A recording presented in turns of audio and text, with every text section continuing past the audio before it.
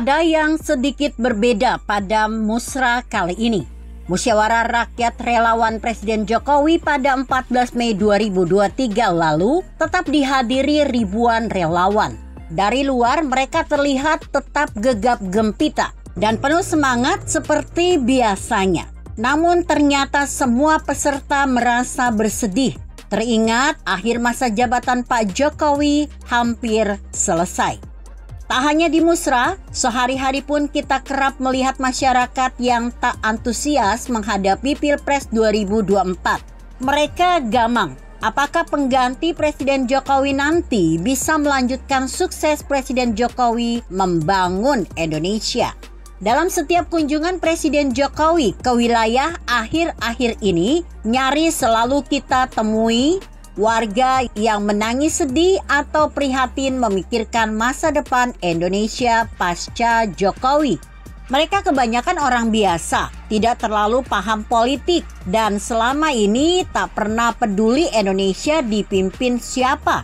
Siapapun presidennya, bagi mereka hidup tetaplah harus bekerja keras dan mencukupi kebutuhan sendiri.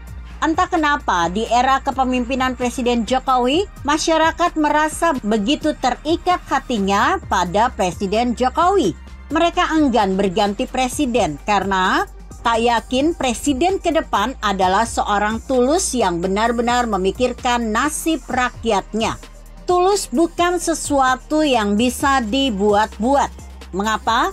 Tentu saja karena kepemimpinan 2 periode Presiden Jokowi dianggap sangat menunjukkan keberhasilan dan kemajuan. Di era Presiden Jokowi, masyarakat merasa hidup lebih mudah. BPJS menjamin kesehatan mereka, sehingga nyaris tak ada yang sakit dan tak mampu berobat. Inflasi terkendali.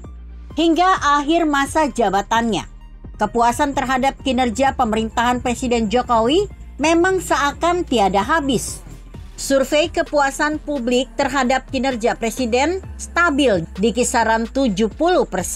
Angka luar biasa di era reformasi di mana masyarakat menjadi jauh lebih kritis sekalipun menunjukkan kegamangan pada masa depan Indonesia pasca pemilu 2024. Presiden Jokowi juga dianggap membawa pesan damai karena menjamin kebebasan berpendapat dan memberi kesempatan masyarakat untuk mengontrol jalannya pemerintahan. Tak pernah menggunakan isu-isu sara dan tegas pada radikalisme.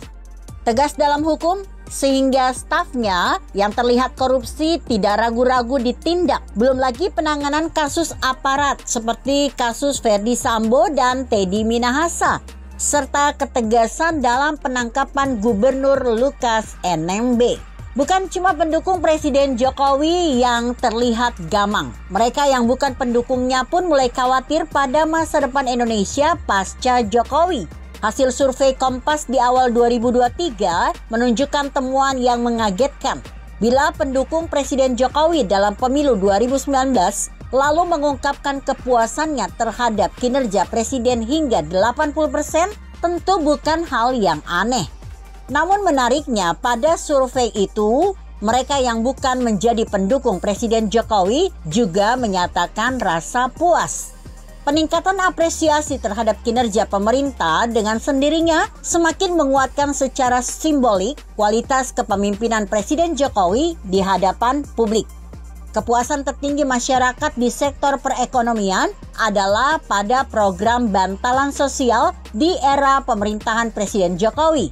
BLT dan program bantuan sosial lainnya telah diterima oleh sebanyak 20,65 juta keluarga penerima manfaat, 14,6 juta pekerja dengan gaji di bawah 3,5 juta rupiah.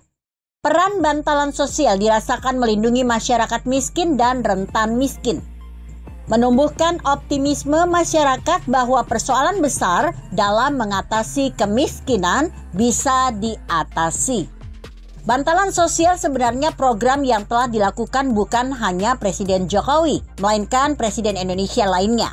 Tetapi Presiden Jokowi telah melakukan perbaikan yang sangat signifikan dengan membangun database serta sistem penerimaan yang tak lagi tunai seperti di era Presiden lalu.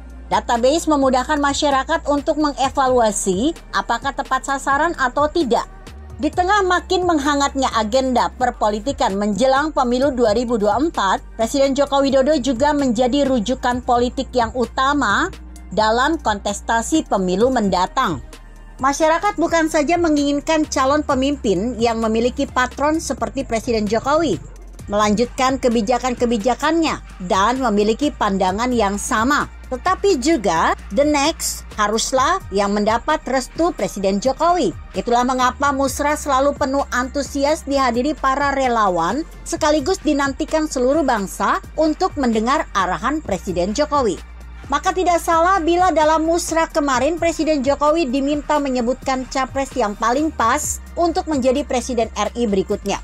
Tentu saja Presiden Jokowi negarawan sejati. Beliau akan mendukung siapapun yang dipilih rakyat dalam pesta demokrasi itu.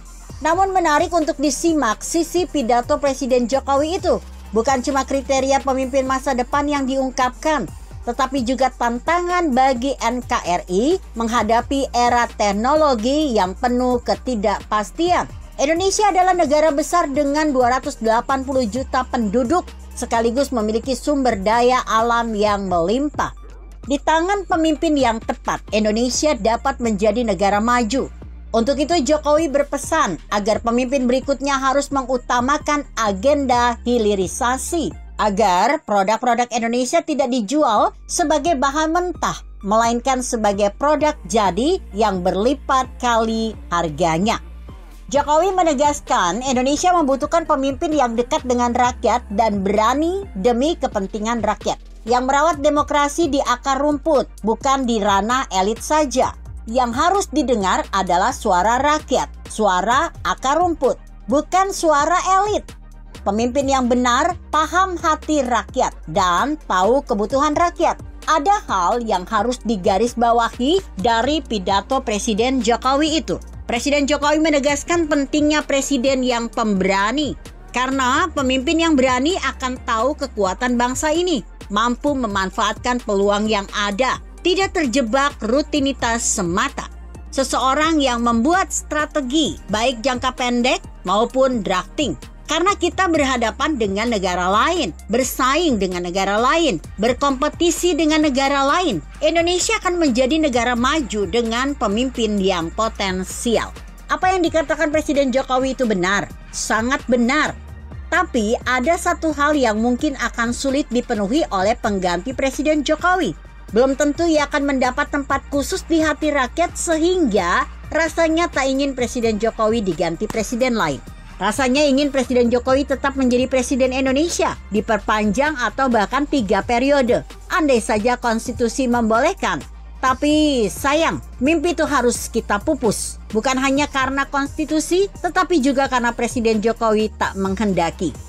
Bahkan, Gibran putranya pun menegaskan ketidakinginannya bila bapaknya menjabat lagi. Masyarakat Indonesia cuma bisa menangis. Mungkin jika kita tak ingin kecewa, ingin pemimpin yang dicintai seperti Presiden Jokowi, kita perlu mendengar wejangan beliau tentang pemimpin Indonesia berikutnya. Begitu kira-kira. Artikel ini ditulis Nia Megalomania yang disadur dari redaksi Indonesia.com dengan judul Menangis, Tak Siap Ditinggal Jokowi.